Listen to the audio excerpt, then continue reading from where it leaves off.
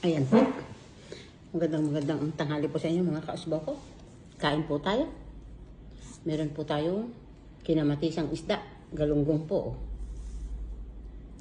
May kasamang hipon.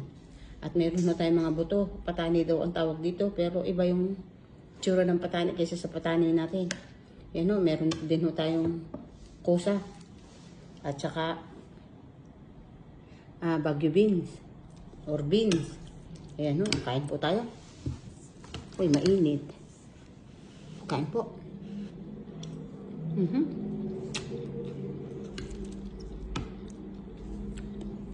Meron tayong pampagana.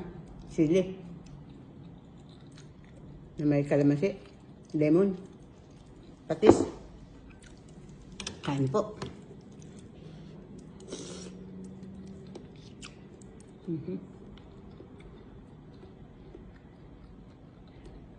Lasa din yung patani.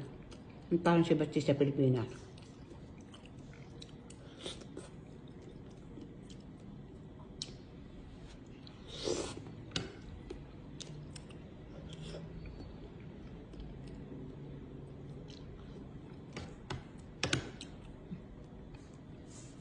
Magmamadali ka. Pero mainit.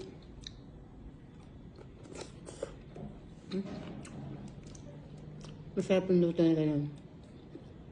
Half cook lang. Half.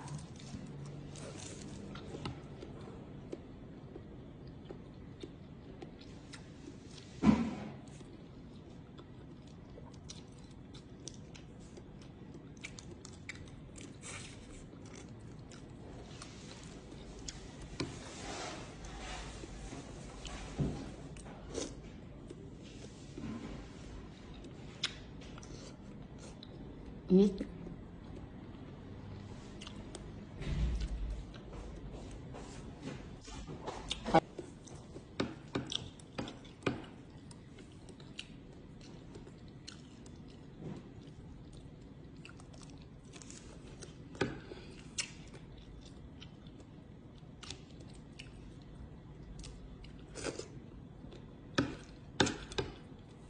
Ganitong hipon lang binibili ko. Panila ko sa mga ginisa-gisa o sa gulay-gulay. Sa tataba.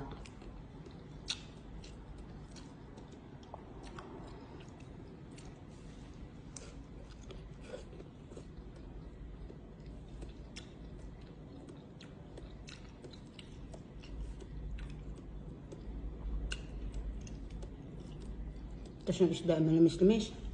Palibasa sa sariwa.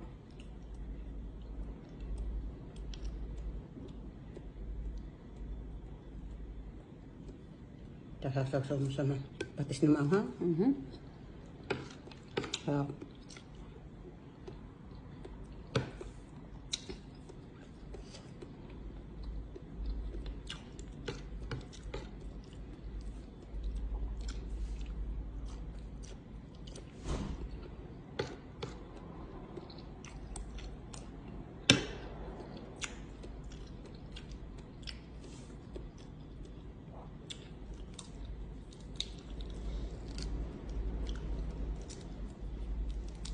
Kanina mainit pa kaya ako hindi makapagkamay.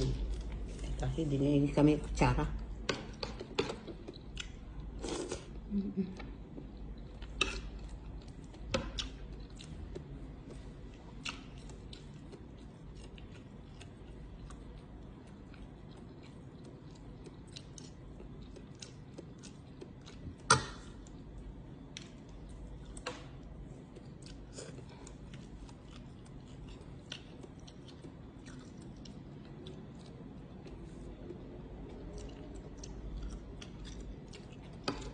Ako yung nagluto na rin.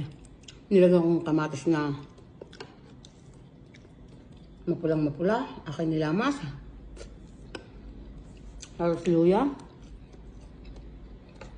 Nilabog ko lang. Sinabay ko na yung kusa. Tapos nulog ko yung isda. Naluto niya isda. Hulog ko na rin yung tripon. Kaka itong beans ay napakasarap.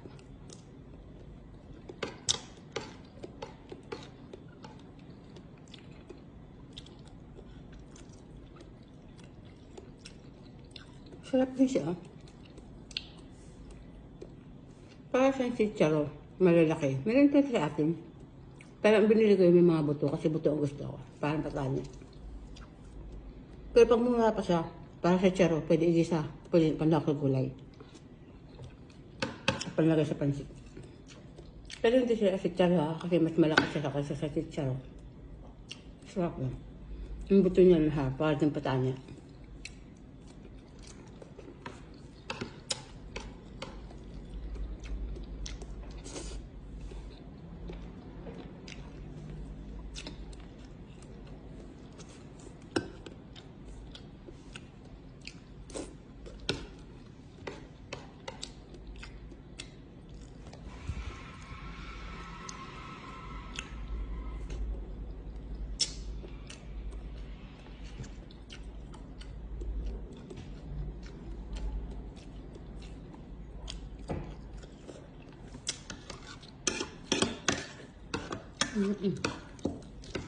Ay, banda. Tapos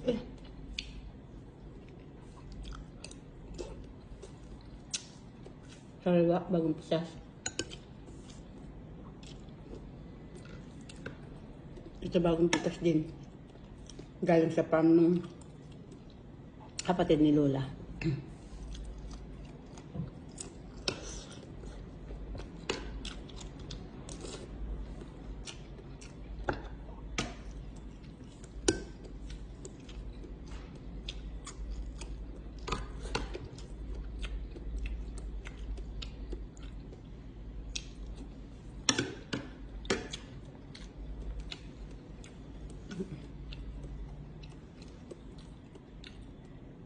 Sasarap ng kain ko.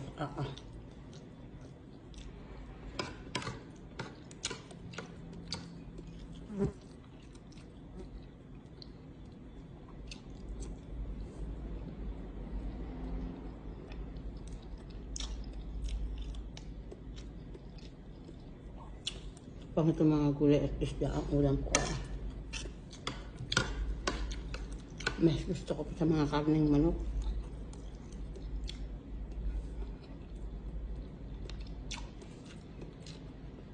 Ako himahilig sa isda. Tsaka gulay.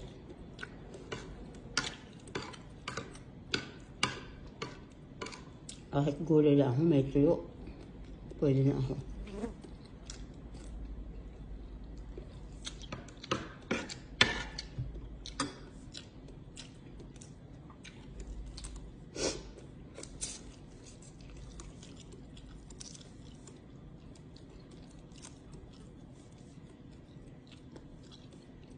May nahaligaw na.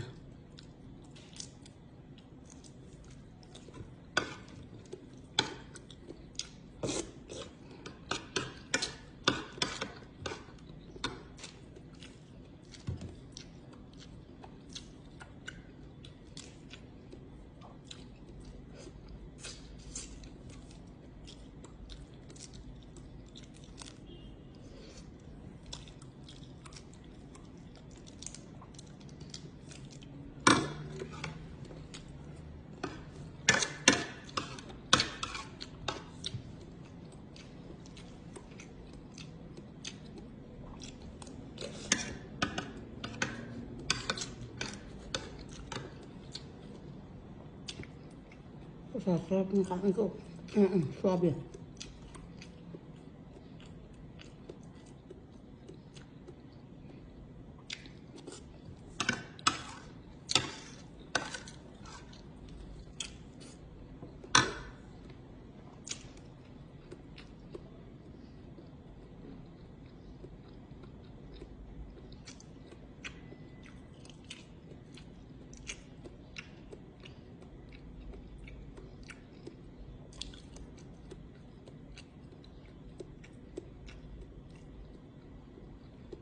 Ayan mga kausba ko. Tapos na tayong kumain. Luto rin kayo ng gantong gulay. Sarap. Sobrang sarap ng kain ko. Yeah. Babay na muna ako sa inyong lahat yan. Ay, ingat po tayong lahat. God bless.